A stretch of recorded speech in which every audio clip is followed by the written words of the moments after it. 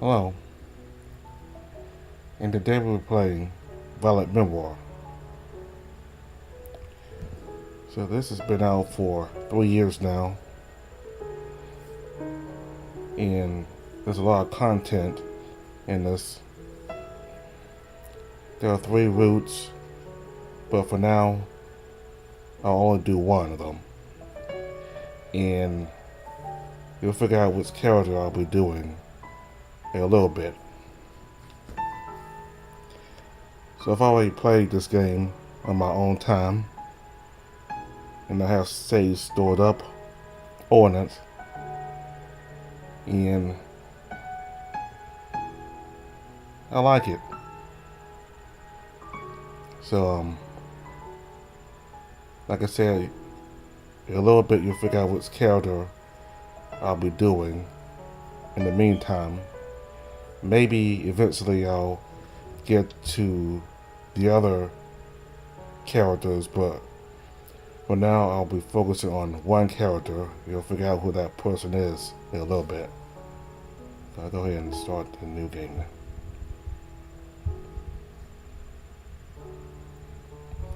Disclaimer: the story contains things of abuse, violence, bullying, trauma, death, and references, discussions about suicide. Please read with caution if you're sensitive to any of these topics.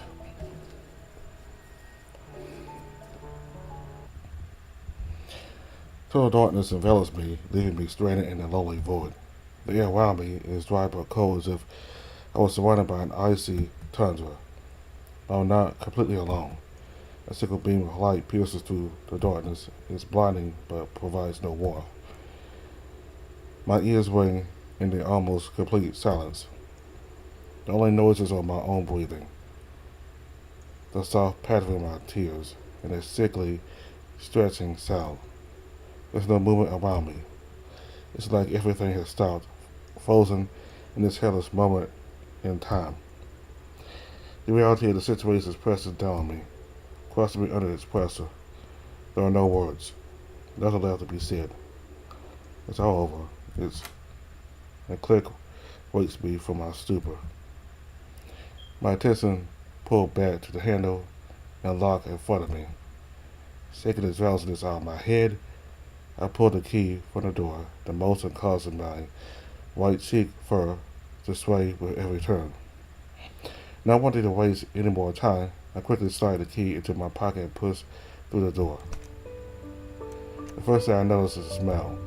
The room has a musty odor like it hasn't been used up for a long time, at least for a few months. I guess they weren't able to rent out this room last semester. Said room is rather barren, which is to be expected. There are just two beds in both corners of the room. On the left of the room. The next to each of them is a small nightstand. There's a desk at the end of the right bed and a closet at the end of the other. It's a tight fit of a room, but it feels homely, like a warm living room. And honestly, anything to get out of that house. I don't think I could last another day there. I suddenly felt a wave of guilt and sadness pass through me at the thought of abandoning my parents in that house. But I couldn't stay there any longer. Mom was crying, but I could see she understood. I can't imagine they liked staying there either. After all, they're almost always away on business trips. Thinking of that house makes my chest tighten, and I grab the doorknob tighter, my claws almost scratching into the metal. I grit my teeth and force myself to move. I can't become stagnant. Now I can. Walk into the room, the morning sun welcomes me through the curtains and stretches across the far bed. The floor is almost completely wooden except for the small pads of carpet in front of the door. It's soft and tickles the bottom of my exposed paws. I know moving in on the first day of university isn't the smartest choice, but leaving that house is hard. It holds you there and snares you, strips you of everything. I couldn't just leave, not for things how they are. But in the end I had to. I ran out of time. An alert on my phone snaps me out of my thoughts again. Growing even more frustrated with myself, I trot over to the closest bed, the one across from the desk, my new bed. Leaning my carry bag against my bed and placing my laptop bag on top of it, I pull out my phone. 9 a.m. Only an hour before my first class of the day. When I check their alerts, it's just a few texts from Mom. Have a good day. Make sure you send photos of your new room. Love you. Oh, and don't drink too much or do drugs.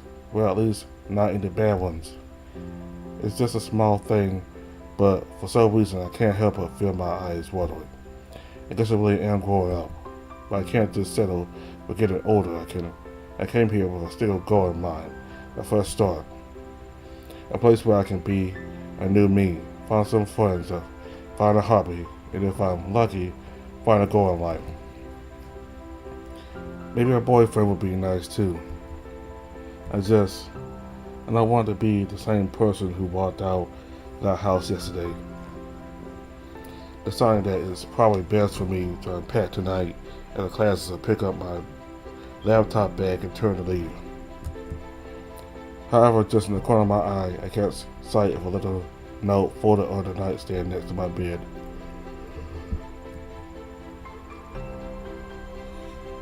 I guess I missed it somehow, not knowing how long it'll take me to walk the campus alone to grab the note and spray it open. Dear Mr. Wallace Stewart, Unity Players Apartments would like to inform you that the other occupant of your room will remain vacant. We are under no authority to disclose why, but do not be concerned as it does not affect you or your stay at Unity Players Apartments. Feel free to use the entire room as you please within the guidelines of conduct. Scent neutralizers are available from the front desk if necessary. They are free for all our muscular guests such as yourself. I blink a few times before processing the letter.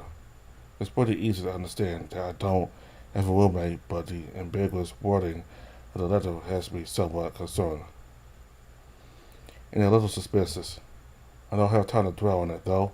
It's already been 10 minutes since I last checked time, so I need to hurry and make it to my first class. After 30 minutes of walking, I finally made it to Everwinter University. Despite growing up in Everwinter, I never checked out the university. When I was younger, it was just a fancy school for older guys and had other things on my mind during high school. And standing underneath an archway entrance to the school, I can tell it's massive and this is only the central hub. I'm lucky all my classes this semester are in the same area. I hate to run back and forth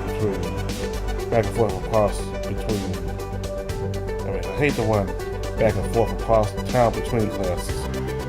Unfortunately, I have 4 classes on Monday and I have no idea where any of those are. I'm forced to waste time trying to find each of them so I don't get to explore campus and see what it has in store. Maybe another day. Most of the classes are boring and introductory, just the teachers introducing themselves and giving a synopsis of what we can expect of our course throughout our semester. The first 3 classes are indistinguishable from each other. To be honest, it's hard to pick one's attention. To leave my literature class, I can't help but think about my day so far. Biology at 10 a.m., economics at 10 and 12:45, and literature at 3 p.m. I know Mondays will become tiring, especially as my busiest day, but I will admit, even though the classes are boring, it's rather exciting to experience college for the first time. My final class for the day is Media and Communications, 4:30 to 5:45 p.m. An elective class I chose as a break from some of my other, more intensive classes, something more fun, I hope. I stand outside the door to the lecture hall. Instead of walking in, I can't help but just stare at the door handles. My old reflector is walked heavily around the long vertical senators, and he looks a bit nervous, a lot nervous actually. Minutes pass and I stay frozen in front of the double doors, as if waiting for something that even I'm not aware of. There's an occasional student walking past behind me. The light pattering of steps sounds like clock hands, adding to the already tense ambience. For some reason, this door is ominous, like it's a turning point in my life. In a way, I guess it is. It's the end of my first day at university. It's a big step. I try to run a lot of justifications through my head as to why it isn't really a big deal. It's just another class, Wallace. You've been through 3 already. This is gonna be your easiest class. It's media after all. It's just the first day. Nothing's gonna happen. Despite all the logic, that reflective steel of the big handles on the set of the little double doors has me frightened. Or maybe my nerves are finally getting to me. I get a sudden jolt from someone putting their hand on my shoulder. My entire body tenses and my head snaps to the source where terror's touching me. I'm not sure what I was expecting, but it's just another student. A rather large otter. Much taller than me, but I guess that isn't particularly hard, but this guy looks like a mammoth. He looks to be over 6.5 feet tall, if not bigger. He's wearing a large grin on his face, his teeth peeking through, giving him a confident but approachable look. His blue eyes simmer just as brightly as his smile. Still asleep, man? I know that feeling. I wish I could have just stayed in bed all day. The words are sincere and his voice is smooth. The medium tones give a relaxed vibe, and my fur and muscles come from my jolt. His blue button-up shirt has the top buttons undone, show off some of his chest and a glimpse at a necklace. It looks like it has some kind of twinkling at the end, but I can't quite make it out. Even though I wasn't intending to, I can't help but notice how firm his chest looks behind the jewelry. His shirt stretching out tight, like it's barely able to contain him. His physique reminds me how I haven't done any kind of sports or even exercise since my second year of high school. You enjoying the view or just going to sleep again? That makes me notice I've been staring a bit too long. I feel my neck fur rise back up and I look away towards the door once again. My right ear flicks as the heat in it rises, turning the insides completely pink. All I hear in response is a light chuckle, and I see his paw reaching out, grabbing the handle. His grip is strong, and I'm able to feel the power behind it. Hey, come on now. You'll miss the class if you stand out here. Pushing open one of the doors, a wave of sounds floods my ears. There has to be at least 100 students chattering through the auditorium. And I shouldn't still be surprised by the size of these classes, but it's just so much more than I expected. It's so different from high school. Out of the corner of my eye, I catch movement coming from the author next to me. He gives me a pat on the back and a wink before trotting into the lecture hall, surprising me by a sneaky bump with his thick, large tail. That last part hits with an impact as I stumble a few steps into the classroom, both for the suddenness and his size. My stare lingers after him as he walks away, the boisterous attitude still exuding from him, his thick tail swishing back and forth behind him, his crackled swords barely able to contain it. What a strange guy. His demeanor is infectious. Those suspenseful thoughts from before are long gone. My previous excitement for this new experience returning. Even if I'm still extremely nervous. Despite everything, a smile grows on my face. I feel like an idiot, but it's fleeting in a way. That author really was a pleasant surprise. Calling the conversation is perhaps too generous, but it did make me feel better. As I walk further in and see all these faces, the ever-present anxious feeling in my heart begins to win out. I glance around the room before seeing the author taking a seat in the front, chatting to the people next to him. I wonder if he knows them or or if he just started talking to them like he did with me. Much to my surprise, he glances back and looks over at me, and grin still covering his face as he gives me a thumbs up. The pressure of all the people in the room is still crushing my heart tightly. But I think I can do this. I came all the way to start over, right? Now's the time to start. I noticed students walking to the front and writing something before taking their seats. Not really knowing what I'm supposed to do for this class, I just followed the example of everyone else. When I reach the front of the line, I see it's some kind of assigned seat. None of my other classes have required attendance. In fact, it's one of the reasons my parents wanted me to come to this university. They thought if I wasn't so pressured to go to every class, I wouldn't stress myself out as often. Unlike most of my other classes, there's no seating order at all. I'll just sit wherever I can find a spot. Slowly walking up to the rows of the lecture hall, I spot an empty seat at the end of one of the top rows. It's right in front of a rather intimidating possum.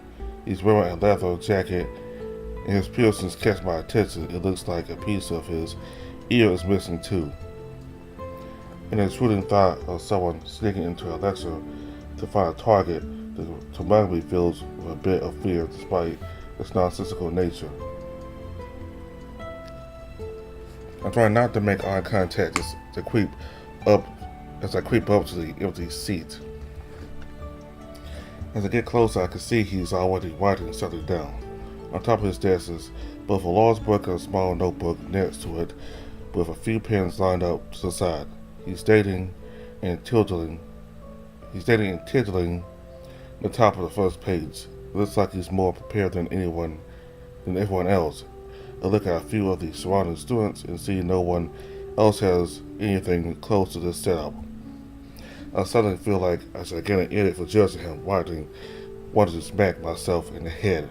We're all here to learn after all.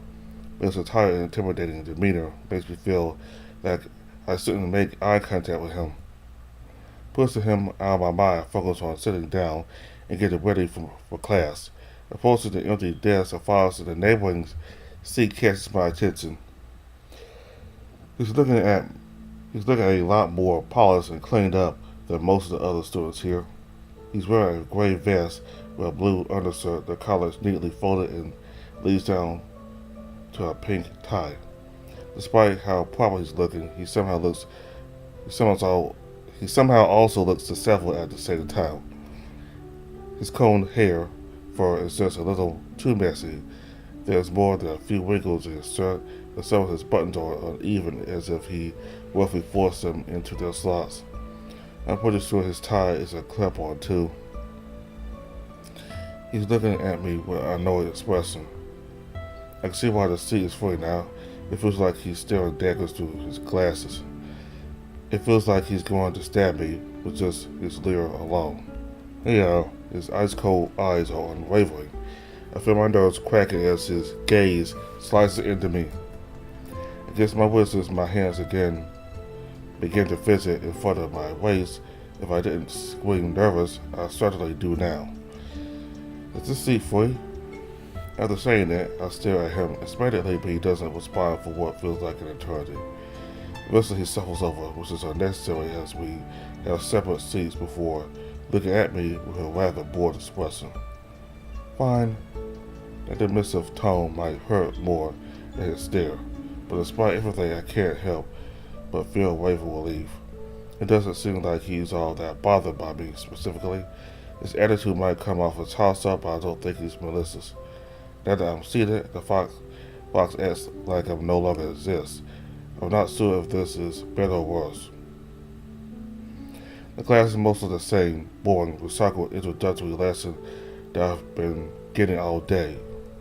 At least until the final 10 minutes with the professor and uncomfortably thin oscillate gets our attention for one final announcement.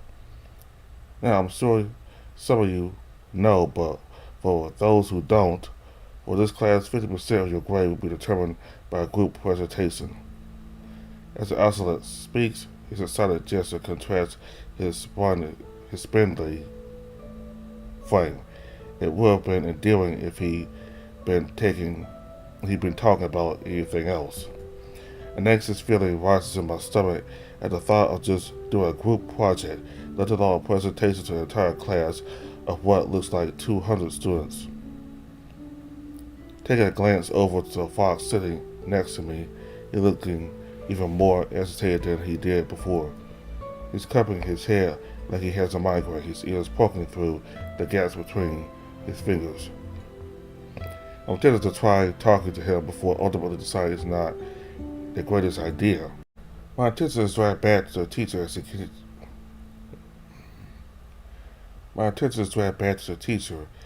he continues on. The groups have been randomly selected. Here are your groupings. The middle-aged spotted feline starts listing off multiple groups. Even though none of the names will mean anything to me, I make sure I'm listening. A little part of me does hope I was the otter, though. He was really nice. The first new friendly face I've had in, well, a long time. I came here for a fresh start, and making some friends is a good way to go about it. It's exciting in a daunting kind of way. Eventually I do hear it amongst many others. Group F, Lucas, Brentley, Oscar Castle, Lily Rose, Ashley Scott, and Wallace Stewart. The cross fox next to me lets out a muffled groan through his hand and discuss, clearly not happy.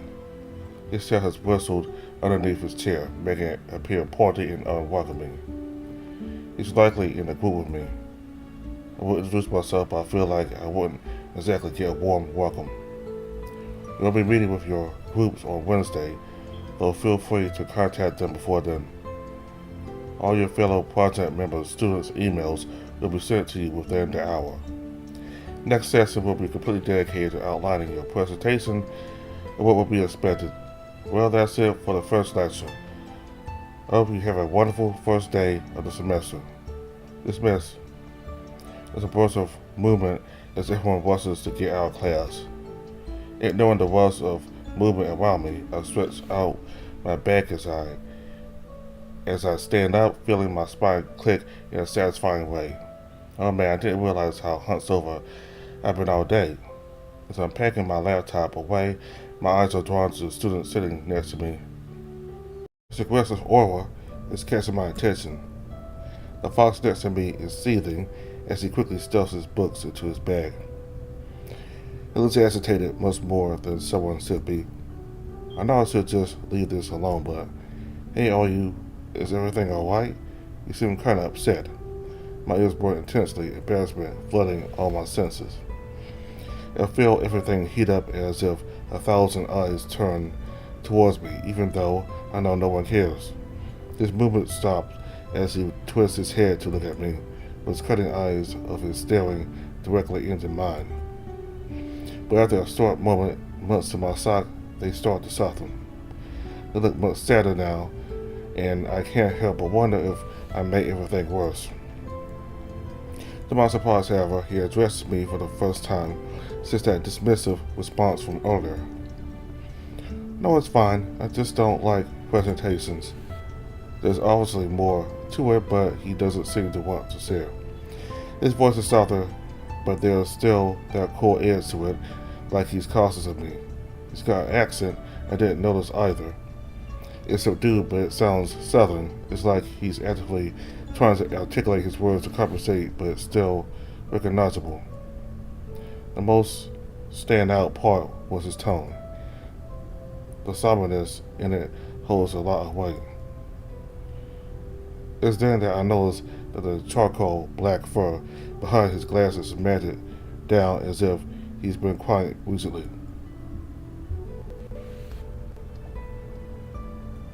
A very familiar feeling tightens my throat. I want to reach out and comfort him, but there are too many walls between us. It would be hollow too. I don't know what he's feeling. As much as I wish I could say something to make him feel better, it's best that I don't bother him any further. My eyes are lingering on the fox as I walk away. His attention returns to his bag, but his movements look slower now. I probably should be paying attention to what I'm doing rather than focusing on the fox. Instead, I end up snagging the strap of my laptop bag, onto the corner of the desk. A jolt forces my head forward as my shoulder is yanked back. It probably looked ridiculous, but it's all so sudden that I lose my balance. Shock fills me as I stumble on the stairs, falling forward. Bracing myself, I stick my arms in front of my head and close my eyes reflexively. There's no time to think, only quick thoughts of panic before I slam against the ground. Or at least I should have. I'm suddenly stopped in my place and I hear a rather pained grunt in front of me. Seconds roll by before I finally open my eyes. Where there should have been steps in front of me, I see a smooth, dark fabric ahead. For some dumb reason, my brain immediately goes to the idea that the floor is made out of leather. I'm being pushed back, and it's only now I notice my arms are being held. Not understanding what's obviously happened, I look up to see a marsupial's face. His eyes are wide, and a concerned expression is spread across his face. Jesus fuck, are you okay? For a second I think he has a slightly raspy voice, like he smokes a bit. Then I realize I think I just pushed the air out of him as he caught me. Oh yeah, I just wasn't looking where I was going. Sorry, my bad. Yeah, I saw. I barely had time to catch you before you ate shit. It's only as I shift to stand up straight that I realize that he's still holding my arm softly. The brushing of skin against my fur isn't one I'm used to feeling, and I can't help but feel the simple one up my back. The pink skin on his hands is hard and rough, like they've been worn down. The stark contrast is gentle touch. He does drop them at this point, looking relieved that I'm okay. There doesn't look to be an ounce of embarrassment on his face.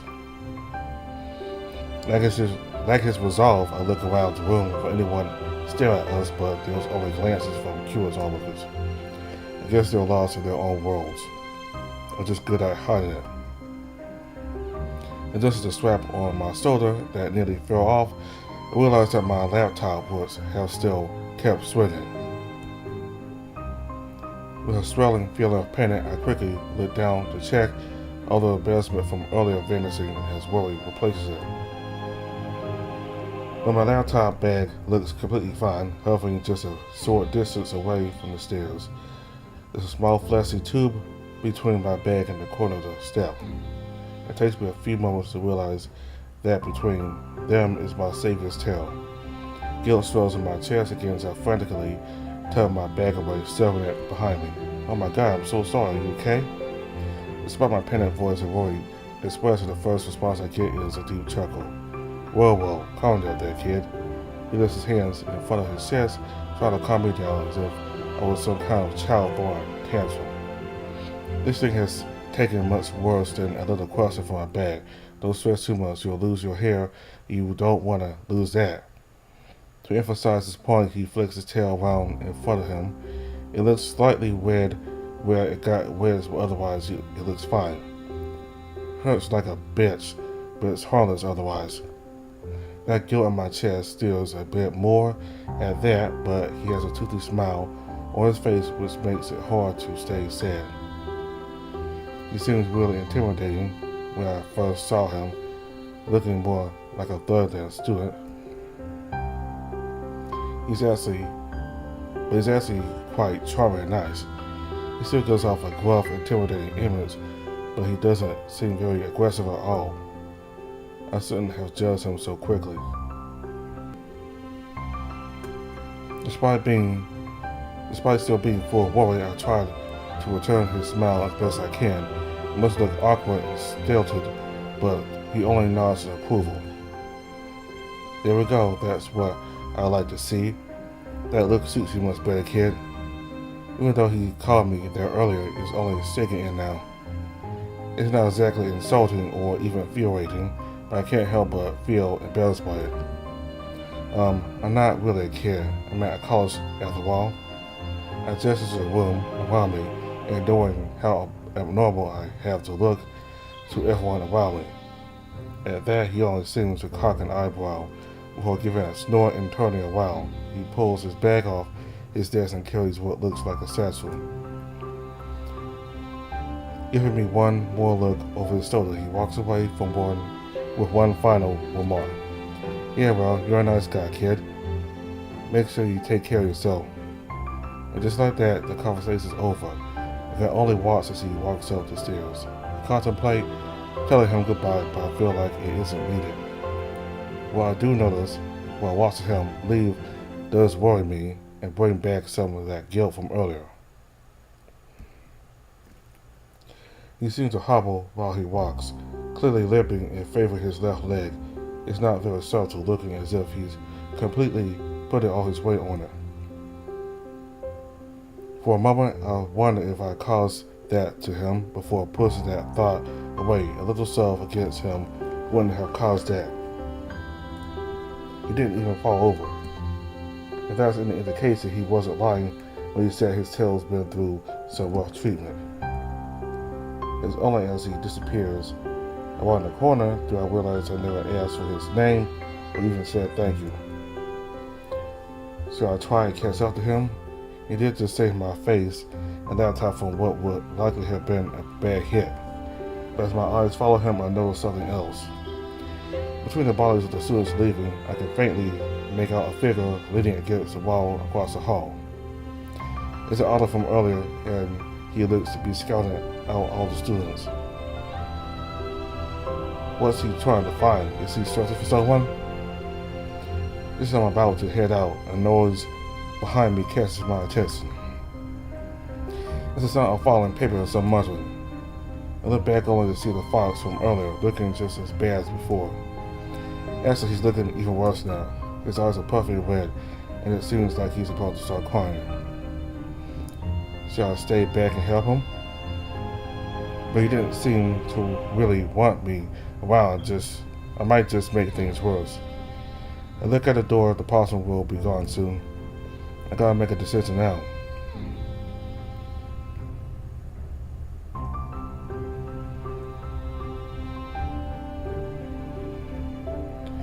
Leaving the hall is both liberating and relieving. I'm done with my first day of university, and honestly, it wasn't that bad. My teachers in high school made it seem so scary, but it's actually rather chill. I glanced across the hall again, hoping to spot the author that came out to check on him. He's no longer there anymore. Did I miss him? Looking around, I can't immediately spot him, even though the crowd is thinning. One figure that catches my attention is a fox from before walking past me. Figuring I should cut my losses and catch up to the vulpine, I went around the corner and nearly slammed into a familiar tall figure. I'm barely able to stop myself, both from running into him and from having a heart attack. Jesus Christ! The muscle that puts a hand on my shoulder as I breathe heavily. A look of concern spread across his face. It's only the second time I've seen him, but his face without a smile feels unnatural, like one always belongs there. Damn, sorry, man. Didn't mean to startle you. Quickly pulling myself together, I stand up straight again. His smile returns now that he doesn't think I'm going to faint, not even skipping a beat. I'm about to ask why he was standing there, waiting at the door, but he beats me to it. I'm just waiting for you to get out. Thought I'd check up on you, especially after that tumble near the end. I could feel the embarrassment swelling in me again, my right ear flicking about nervously. Oh, you saw that? I think everyone who was still in the room saw that. It just made a loud clang sound, and then you were falling. Good thing the other guy caught you. Jesus, really? God, that's embarrassing. And I paused to cover my face, rubbing them up and down. After a couple seconds hiding, I dropped them to my sides with a loud groan. Now I don't think anyone judged you for it. Felt bad for me, probably. I know I did. I'm tempted to push my face back into my palms. I completely humiliated myself on the first day. A large hand grips my shoulder. The suddenness causing me to nearly jump. Wow, his hand's huge. He could wrap one around my face with little effort. But now that the initial shock has worn off, it's absolutely reassuring. Despite his large size, he's not intimidating at all, and his warm presence is calming. Don't stress, man. Maybe you should come take a swim with me. I'm heading to the campus gym now that I'm finished with classes. It's almost tilting, but I need to unpack my luggage, even if it's just one bag. I can't tonight, sorry. I just moved in today and I need to unpack. I put behind me with my thumb, even though I'm pretty sure my apartment is the other way. His mouth doesn't waver at all, and his eyes shine as he stands up straighter. Well, look at you. I can't keep someone away from their first day in their apartment. Gotta break that in, right? He emphasizes that last line. We're awake, and I can't shake the feeling he's implying something dirty. And I thought a sleepless laugh. Normally, I'd be rather nervous talking to someone like this. Something about this autumn makes me feel like I could trust him. I don't know if it's the smile or the friendly attitude, but he doesn't make me feel nervous. He sticks his hand out. I'm confused for a second before realizing he's trying to give me a handshake. Name's Oscar. I hope I can see you around. You seem like you'll be a fun guy. Taking his hand tentatively, I'm unable to stop myself from snorting at that. Fun isn't usually the word people describe me with. Depressing is more what people call me. What? Nah, you got potential there. Sure, you're a bit quiet, but those normally end up being the most fun. His handshake is full of energy. I feel like my arm is getting a workout. The biggest thing that catches my attention, though, is that his arms have a fair bit of muscle. Just how much does this guy sweat? Noticing I've been staring at his arms itself, returning his introduction, a nervous chuckle escapes my throat before I'm able to push the words out. I hope I don't disappoint you. My name's Wallace. He gives me a smile, which reminds me of the Cheshire cat. Well, Wally, I'm excited to meet you. Hope we can work well together. A prickling feeling wells in the back of my neck as my fur raises. I pull my hand away a bit too hastily, and he gives me a questioning look. Just Wallace is fine. There's a bit of ice that unintentionally seeps into my tone, but it doesn't look like it also took any offense. Sorry, just Wallace. It is. I hope you'll take me up on my swimming offer. I'll consider it. I haven't gone swimming in, I don't know, years maybe. He saunters a while to my side, tapping my back with his tail as he begins walking. Looks like we're heading for the main entrance to the building. No reason to not follow along with him. You definitely gotta get on that then, man. So I'll see you on Wednesday. Look out for me so we can all sit together. Sit together? He gives me a sideline glance, checking to see if I'm joking. We're in the same group unless there's another Wallace. I'm with a Wallace, Stephens, Stewart. I almost jump as he gives a loud clap in response to my correction. Yeah, that one, my bad, man. He's practically skipping next to me, though it's more like a dance. His whole body just seems to flow elegantly as he moves. If he's this graceful on land, I want to see what he looks like in the water. Catching my eyes, he gives another playful wake before letting out a snort which turns into a snicker. He's so sincere with everything he does, it's impossible to not find him charming. All of a sudden, he starts moving next to me. It's so jarring, I almost twip, trying to stop as well. Well, I'll catch you on Wednesday, my man. Do you want my number in case we need to meet up for our project? Oh, sir. I guess I don't really ever get texts from anyone that isn't my parents. He pulls out his smartphone to me. His other hand gesturing as if he's waving something away. Bah, you look like a really nice guy. You deserve more friends. So he just earned a +1 new friend today. A warm fuzzy feeling fills my chest as I type my number into his phone. I haven't had proper friends since middle school, and you'll have another 3 more after Wednesday. That one earns me a soft chuckle as I hand his book as I hand his phone back to him, contact fully added. I'm not sure about that one. Pretty sure the fox I was sitting next to is in our group, and he doesn't seem like the type who wants to make friends. The way his eyes had cut through me like a knife isn't making me too keen on seeing him again either. Then again, it looked like it had been a rough day. Maybe that was just a one-off thing. Also looks unperturbed, as if that wasn't going to stop him. Anyone can be a friend if you try hard enough. Someone just a bit slower to warm than most. My phone rings with a single text from the other. Normally these kinds of messages are awkward or creepy, joking at best, but from also is cute and very much the same kind of flirty charisma he's radiating. Tap away to add him to my contact list and have to ignore the smile growing wider on my face and the way my heart beats speeding up with excitement. I'm not sure I'm as optimistic as you, but I hope we can all get along. We will. Hey, one last thing. The muscle quickly presses up against me. His body heat covering me with a wave. He's like a little furnace, or a big furnace. Whoa. Before I can do anything, an arm wraps around me and pulls me tightly against the otter's chest. His scent floods my senses as my face is pressed directly into his shirt.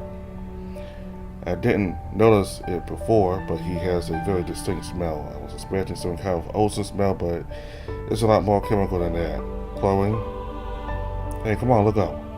The words jog me out of my stupor, but when I follow his instruction, I notice he's holding his phone up to take a photo of us.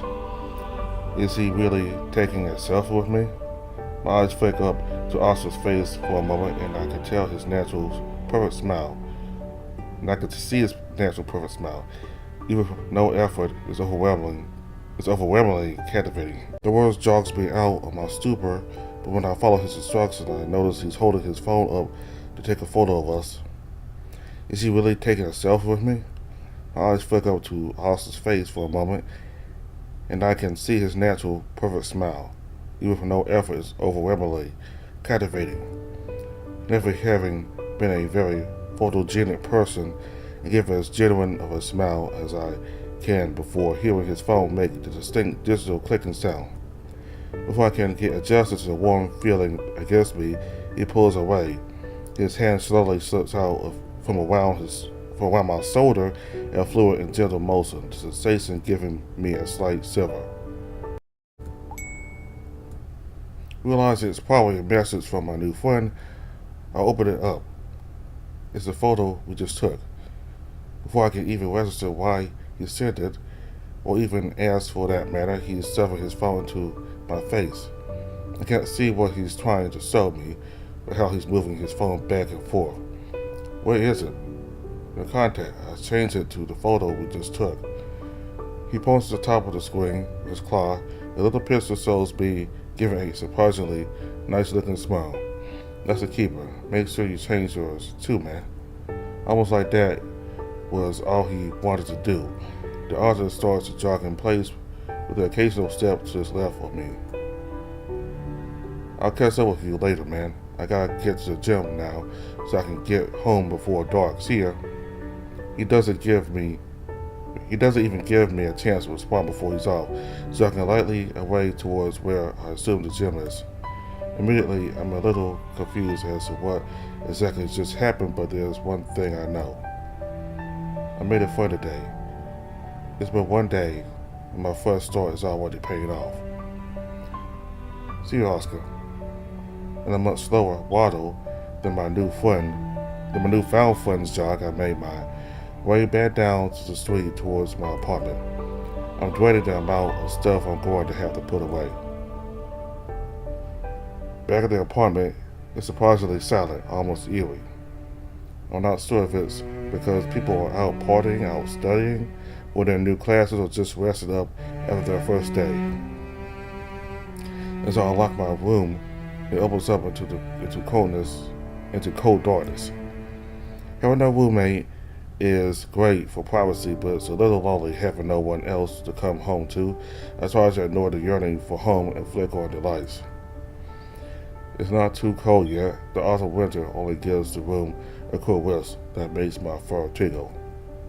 I place my laptop bag on the desk and look around at the sparse furniture located across the room.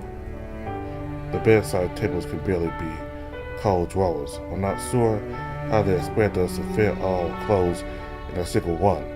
I'd be able to fit a couple shirts and pants along with my underwear at best. Maybe they thought we split the closet between the both of us, but even with that, we wouldn't have much space. I'll probably open my luggage bag and get to work, put it away where I can, hanging up the few formal clothes I have in the closet, and stuffing the rest into the nightstands. After putting away my shirts in the top drawer of my would-be roommate's nightstand, I tried to do the same with my pants, but the bottom drawer won't come out. For a second, I wondered if it's locked before realizing that's stupid, because why would only one nightstand have a lock? After a few more gentle pulls, I began to lose my patience and put all my weight into dislodging the drawer. For God's sake, just come out. I'm moments away from giving up when I feel it starting to budge, but before I can celebrate, I'm being flung away onto my back. A loud crashing sound thunders throughout the room, and a source of pain runs up my leg. Groaning, I sit up and access the damage, checking over my leg for any injuries to match the spiking ache running up my shin. But there doesn't look to be any real damage. Instead, I find the entire drawer dislodged from the nightstand next to me. I must have smacked my leg on the way out. Ignoring the door pan, I pick up the drawer and slide back over to the nightstand. I'll stop when I notice a glimpse of purple. Leaning closer, I can see a thin book hidden below the bottom drawer. Someone must have really wanted to hide whatever this was. I remove the book from its hiding place. The word diary is the first thing that catches my eye. A small twinge of curiosity rises within me, but I push it down. I don't want to invade someone's privacy, but what should I do? Should I just put it back? Well, that seems a bit pointless. Whoever lived here before probably forgot about it. Wouldn't be here otherwise. Toss it away, but they might have accidentally left it behind and brought it back. Best case scenario would be returning it to them, but where would I even start? I don't even know who this belongs to, let alone how old this book is. With a deep sigh, I fall back onto my bed. I need some leads to go on.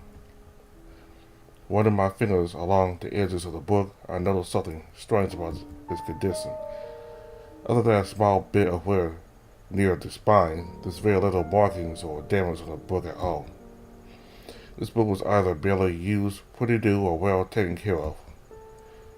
Turning the book over yields even more answers. In the bottom right corner, underneath the barcode, is the manufacturing date. January 2019. That was early last year.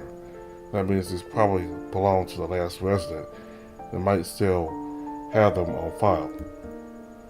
Springing up from my lying down position, I head out the door when I decided to bounce my step. I walk out of the elevator on the ground floor to the feeling of my earlier vigor.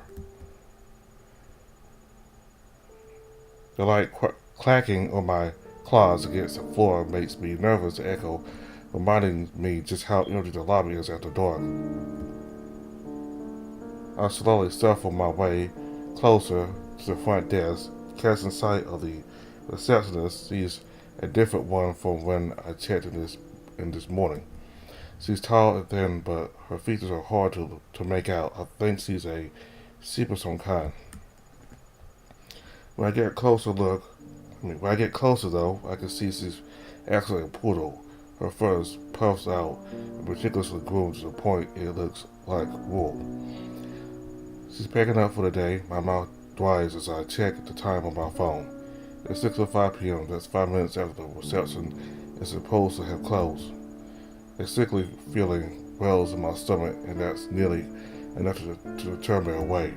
But I didn't just come here to back out before even starting. Something tells me if I don't do this now, I never will.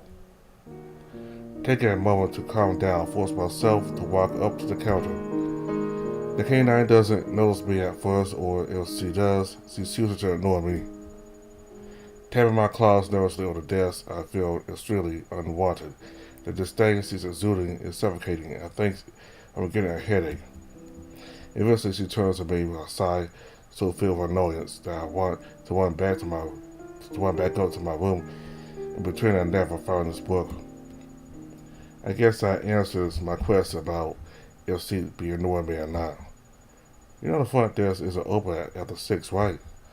Now that I can see her face more clearly, she's wearing a tight expression. The badge of her eyes makes me feel even more guilty. Yeah, I just need you to check something for me real fast. I promise it won't take very long. At least I hope it doesn't take very long. After a few seconds of contemplation, she finally sits back in front of the counter. Fine, don't do this again though. Some of us just want to go home. After some key taps and clicking around with the mouse, she looks back at me. So, what is it? Realized I'd just been standing there like an idiot. I quickly put the diary on the desk. Someone left something in my room. I was hoping I could get their name so I could maybe give it back. I'm in room 603 on side A. I think the person was on side B. It was in the nightstand on that side. The only response she gives is a non-committal huff as she returns to typing. After about 26 seconds, her eyes widen slightly before quickly going back to normal. It happened so fast, I'm not sure it actually happened.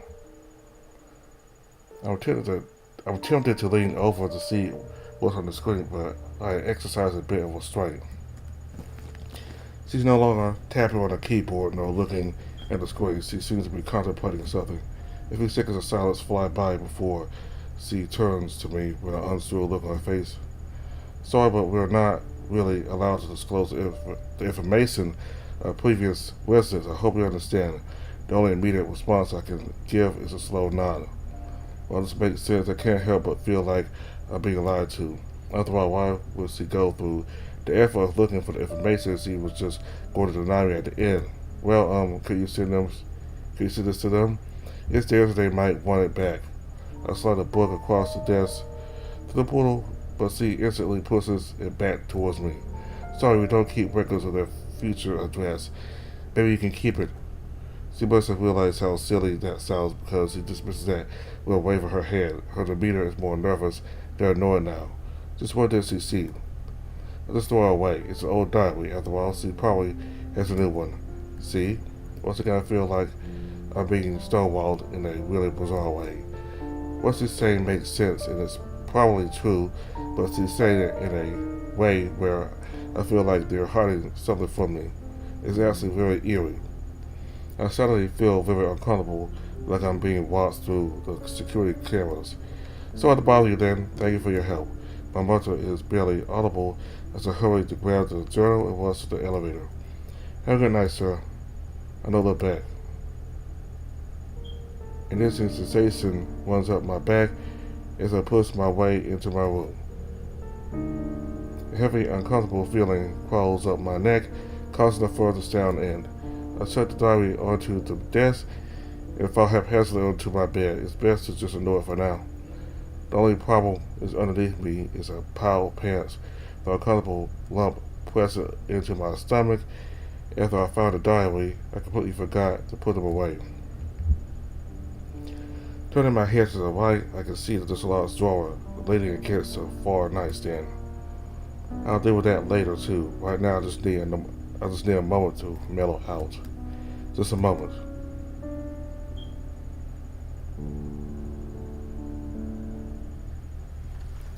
I was standing on a beach. The water looks black under the night sky. The waves crash in front of me as I sit on a rocky ledge. I can feel my eyes burn as if they had stared into the sun for hours. The only companion with me On this deserted beach is the sound of the thunderous roaring in front of me. There's a part of me that wants to join this uproar, to just scream so loud the heavens will quiver. But I can't bring myself to do anything. All I can do is stare down at the phone in my hand, watching my reflection on the empty screen, as if waiting for something. But I can't remember what I'm waiting for. It feels like I've been sitting here for hours. Suddenly my phone lights up and I see a little message pop up. As the alert chimes from my phone, I feel myself lurching upwards. The relatively quiet alert echoes loudly, ripping apart the peaceful silence as I jolted awake. My eyes burn as I try to figure out what's going on. Between my head pounding and bow in my throat, it takes me nearly a minute to compose myself. A loud groan quotes from my throat as I fumble about, trying to locate my phone. What time is it? My voice sounds hoarse, like I haven't drank anything in years.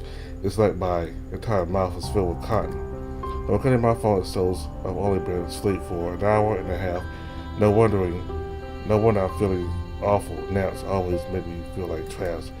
The only notifications I've gotten are 2 emails. The first is just the promised contact information of the Western Media Group, while the other is from a name I barely recognize. Sender, Lily Rose, Shelton, Meetup. I consider going back to sleep and reading it later, but the silhouette of the drawer or the other bed reminds me I still have to put my pants away. Sitting up, I hear little clicks as I stretch my back. My bad sleeping posture makes this a common occurrence, but the sound never fails to make my skin crawl.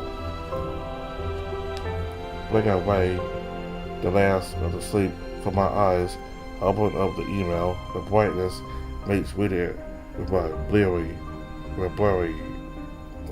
eyes difficult. Hey, my name is Lily. I'm in the same media class as you guys.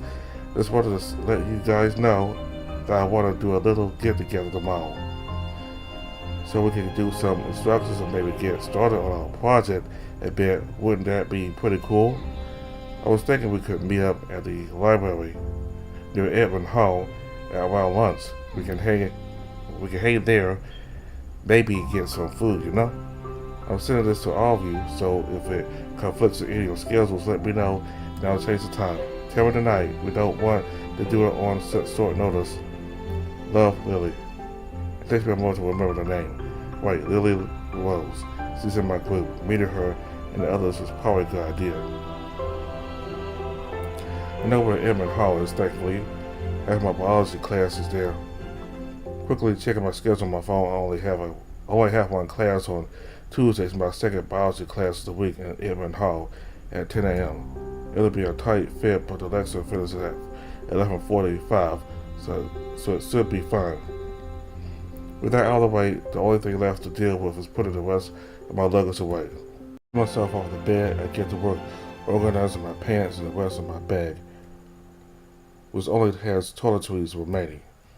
I've never been partial to cleaning, but organizing my room has always been a good way for me to calm down. Now that everything's done, I realize how empty this room is. I'm used to not having many friends, but without my parents in the house, and well, it feels like it's missing something. It's small, but a twinge of sadness starts to flow through me. My phone startles me out of my melancholy. I'm expecting it to be Lily again, telling me someone couldn't make it, but I see a text message from someone else instead. It's from Oscar. Hey, just saw the email. Guess we'll be meeting up a bit earlier than expected. Looks like you'll be making more friends in no time. Looks like his enthusiasm never ends, and from the way it's making me smile, it's working on me too. I still don't think it's going to be as much of a bonding experience as you think it would be. That's a lot of big words for me and eat. Still can't wait to catch it there before I can even respond. It's just another message. Gotta pass out. Catch you tomorrow, little guy. Catch you tomorrow. I tried to sound a bit more casual, but I think I just came off as awkward. I'm not much for text slang. I was almost tempted to bring up the comment on my height, but he does tower over me. Think about just how large Oscar is as my mind spinning in many different ways. I better distract myself from fast. More importantly, this brings of a meet and eat as my stomach considers its options. The Chinese place down the road should still be open. I'll get something from there tonight. I don't have any groceries to cook anything in the kitchen anyway. When I return, take out food in hand, my eyes immediately fall onto the dairy. It's still exactly where I left it, tossed haphazardly onto the desk at the end of my bed. I can't exactly return it, so I guess it couldn't hurt to read it. Plus, I might be able to figure out who this diary belongs to. I take a seat on the barely cushioned chair, trying to ignore the guilt in my chest. At least I have a gap in the back for the hills. Making sure the diary isn't in the splash range, I eat some of my sweet and sour chicken. I'll be horrified if I return a diary covered in food stains. If I open up the diary, I find frustrating surprise. On the inside of the cover, written in a large font, property of Helena Lawson. Please call 202-555-0106 to return. I feel like I'm staring at it for an eternity before it finally registers. Seriously? Embarrassment and a little anger rises in my chest as I feel extremely stupid for trying to pry information out of the receptionist instead of just checking inside the diary. It's only 8:21 p.m. Sure they wouldn't be asleep yet. Trying to ignore the apprehensive feeling whispering in my ear and dial a number. Do I just tell her I was snooping through her diary? Still understanding if it's to return it, right? But instead of any of the options I'm expecting, a second surprise awaits me. Sorry, but the phone you called is no longer active. If this is your number, please call, cause I got the pre-recorded message off before releasing a large sigh, though it might as well have been a groan. I tossed my phone to my bed, closed the book and decided to deal with it tomorrow. Quickly grabbing my laptop, I started moving and grabbed my food, ready to settle in for the night.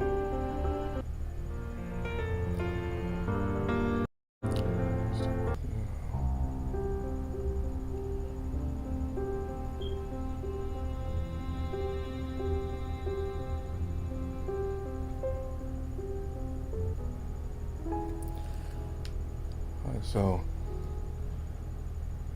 the number for the diary is disconnected and she last living there like a year and a half ago, so she could still be a student on campus. I mean, that wasn't too long ago. I mean, she still could be on campus somewhere, maybe like as a junior or a senior now. If this is, well, anyway, so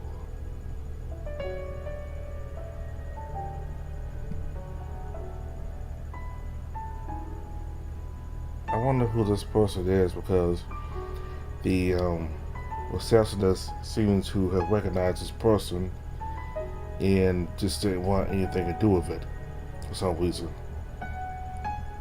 Anyway, we'll find. I think this diary might have something to do with the theme of this VN here. After all, the name is called Violet Memoir, so maybe this diary will be a big part of the VN.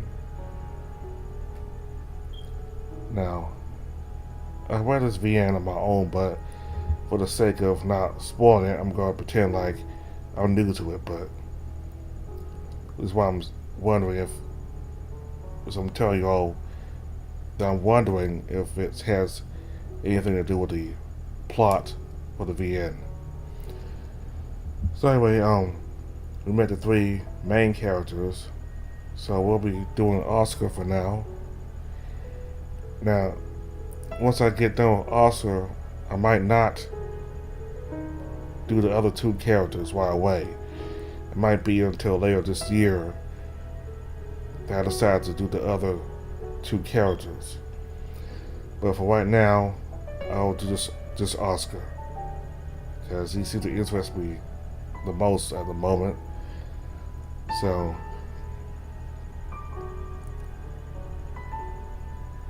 maybe late this year I'll start one of the other characters, and then sometime next year do the last one. But for right now, I'm just gonna do Oscar. She's like the most friendly of the three characters.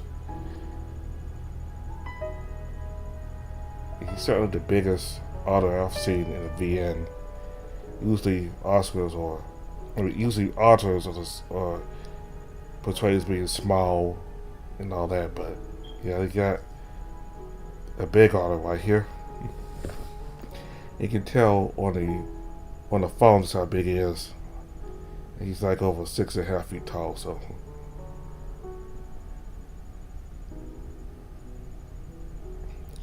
in my experience, I never really met anybody that friendly as friendly as Oscar.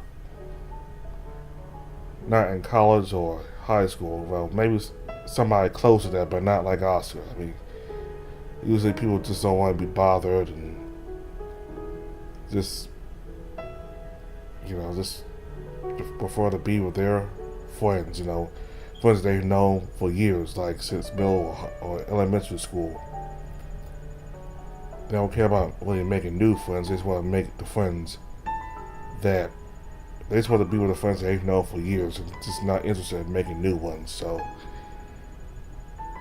I never got that experience from like the one I got, or the one the MC got from Oscar.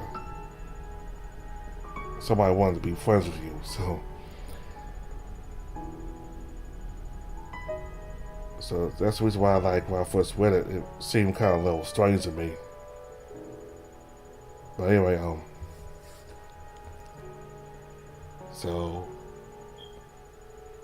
that was the first video for Violent Memoir.